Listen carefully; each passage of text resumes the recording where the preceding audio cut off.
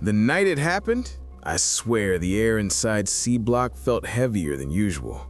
Thick, like it already knew what was about to go down. The lights flickered over the concrete floor, and every sound, a cough, a whisper, a door slam, echoed like thunder. That was the night everything changed for me. The night I stopped being just another lifer and became a rat. I still remember the way the guard looked at me before locking my cell. His eyes said it all. Stay quiet or you'll end up like them. I didn't understand what he meant until I heard the scream. It came from the shower room. Short, sharp, then silence. Inside prison, silence is never a good sign. It means something bad just went down. I pressed my ear to the cold bars. I could hear footsteps, not the guards, but inmates moving fast, whispering. Someone said, "He talked, man, he talked." That was all I needed to hear. In prison, being called a snitch is worse than being a murderer. It's a death sentence that never expires. The man they were talking about, Rico, used to be one of us. He shared meals with me, played cards with us in the yard, even kept lookouts when we passed things around. But the week before, he got called into the warden's office. When he came back, he didn't say much, just kept his head down. Everyone noticed. 2 nights later, someone found a shank under his mattress. Too clean, too fresh to be old. Everyone knew it was planted, but in here, the truth doesn't matter. What matters is what people believe. That night, they decided Rico had to go. When I saw what they did to him, I froze. Blood on the walls, the drain running dark red. The guards didn't stop it, they just watched. Because once someone's labeled a snitch, the system lets the inmates do the dirty work. It keeps order. Fear is the rule that runs the place. I couldn't sleep that night, not because I felt bad, but because I knew something they didn't. Rico wasn't the real snitch. I was. Yeah, I know how that sounds, but when you're facing life without parole and the feds offer you a deal that might shave 10 years off if you cooperate, your mind starts to twist. I told them what they wanted to know. Not everything, but enough to make someone else take the fall. Rico was just the one who paid the price. And that night, as his screams echoed in my head, I realized something worse than guilt. I was next. Because in prison, secrets never stay buried. Someone always talks, someone always watches, and sooner or later, your name slips from someone's lips in the dark. The next morning, I woke up to a note slid under my cell door. It was written in pencil, shaky but clear. "We know it was you." My hands went cold. My heart thudded like a drum. From that moment on, I wasn't a lifer anymore. I was prey. And what happened next? That's when the real nightmare started.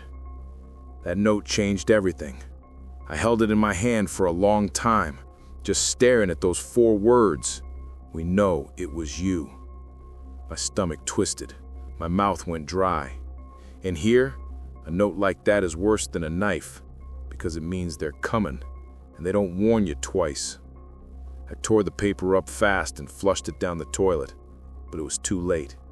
The walls talk in here, and secrets spread faster than smoke. By lunch, the way people looked at me had changed. No one said a word, but I could feel it, that heavy, watching silence, the kind that follows you even when you turn your back. Inmates I used to play cards with stopped inviting me to the table. The guys from my block stopped nodding at me in the hallway, and during chow, when I sat down, everyone else stood up and walked away. That's how prison tells you you're done. You don't get jumped right away. They freeze you out, make you sweat, make you guess when it's gonna happen. That night, I lay on my bunk, eyes open, listening.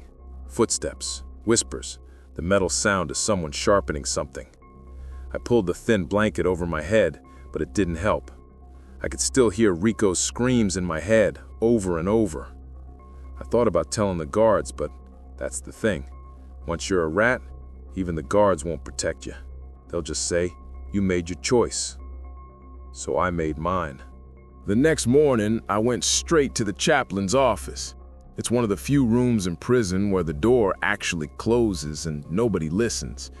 I told him I needed a transfer, any place but C block. He looked at me for a long time, then said quietly, "You can't run from this forever, son." But he made a call. 2 days later, I was moved to protective custody, the hole. Some people call it safety. I call it a coffin with lights. 23 hours a day, locked in a concrete box. No sound but the drip of water from the ceiling and the hum of the vent. It was supposed to keep me safe, but isolation plays tricks on your mind. I started talking to myself, at first just to hear another voice. Then I started hearing one back. It sounded like Rico. Sometimes I'd hear him whisper my name right before the lights flickered.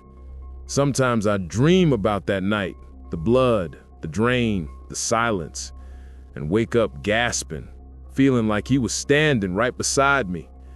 The guilt ate at me slow, like rust. I'd stare at the walls until my eyes hurt, seeing faces in the cracks. Then one day, during my 1 hour of yard time, a new guard handed me a folded piece of paper. No name, no sender, just the words, "We don't forget." That's when I knew, even in solitary, I wasn't safe. I asked the warden for a transfer to another prison, even offered to give up more information if they'd move me to federal custody. He agreed, said I'd be moved in a week. But that night, as I packed my few things, I heard something that froze my blood.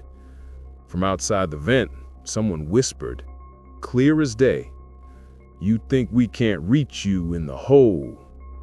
The voice was familiar. It belonged to one of the shot callers from my old block, a guy named Tank. If Tank knew where I was, it meant only one thing. Someone inside the staff was helping them. I sat down on my bunk, heart pounding, realizing the truth I'd been avoiding. It wasn't just the inmates who wanted me dead. It was the system itself. And the next night, they proved it. The night they proved it, I knew my time had run out. It started with the power going off. In prison, that's not supposed to happen, not in protective custody. The lights flickered twice, then darkness swallowed the cell. At first, I thought it was just another blackout. But then I heard the sound, a door unlocking, not from the control room, but from inside the block. My heart started pounding. I stood up, my back pressed to the wall, staring into the dark. Then came the whisper again. "You thought you could hide forever, huh?" It was Tank. That voice was burned into my mind from years back, deep, low, and cold. I couldn't see his face, but I could hear his boots on the concrete floor, getting closer.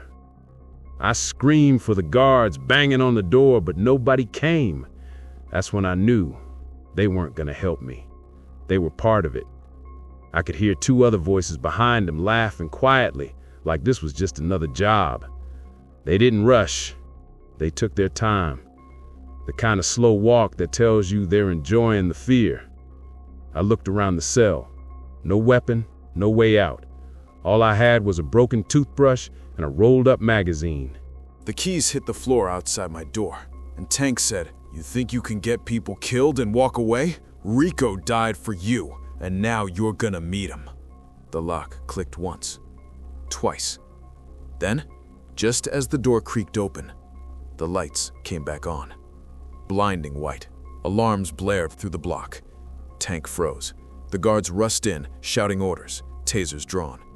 They pulled him down hard, face first into the floor. The other 2 ran, but the alarms cut them off. I stood there shaking, not from fear, but from something worse, because I saw who was standing behind the guards. It was the chaplain. He looked at me with the same calm face he had the day he told me I couldn't run forever. Only this time, he said nothing. just gave a small nod, like he already knew everything. Later that night, they took Tank away, and I was moved again, to another facility. Deeper, colder, quieter. The kind of place they send men to disappear. Days turned to weeks. No visitors, no mail, just silence. Then one morning, a guard slid an envelope through the slot in my new cell door. No name, no return address. Inside was a photo. It was of me, sitting in my old cell the night before the power went out. The picture was taken from the ceiling camera. On the back, there were 3 words written in black marker. "We let you live." I sat there for a long time staring at that photo. Then it hit me. This wasn't mercy. It was control. They didn't kill me because they didn't need to. They wanted me to live with it.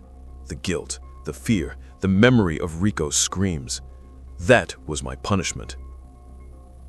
Years have passed since that night. I've been transferred twice, changed names once. But even now, when the lights flicker and the air turns heavy, I still hear that whisper in the dark. We know it was you. Maybe one day, they'll come back for me. Well, maybe I'll just keep reliving that night, over and over. The night a lifer turned into a rat. And if you watching this, thinking you'd never do what I did, don't be so sure. Because when the walls close in and your life hangs by a thread, you don't think about right or wrong. You just think about surviving. This was my truth. This was my sin. And this was the night that turned a lifer into a rat. If this story hit you hard, you're not alone. Inside those walls, betrayal isn't just a choice, it's survival. Every day, we uncover more real prison confessions, true crime stories, and hidden truths from behind America's toughest bars. So if you want to know what really happens when loyalty breaks, deeper, stick around. Hit that subscribe button. Turn on the bell, because the next story might just be darker than this one. And before you go, tell me in the comments, would you have done the same thing to survive?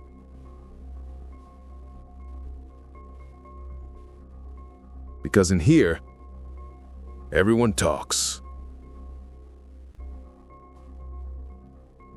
Eventually.